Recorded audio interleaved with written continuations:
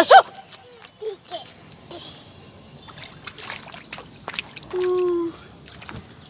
गंदा पानी मुंह में जा रहा है।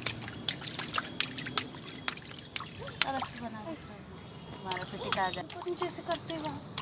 उसके मुंह पर पूरा पानी कर दिए बीमार हो जाएगी जाके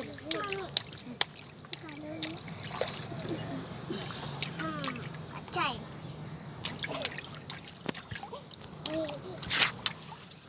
छी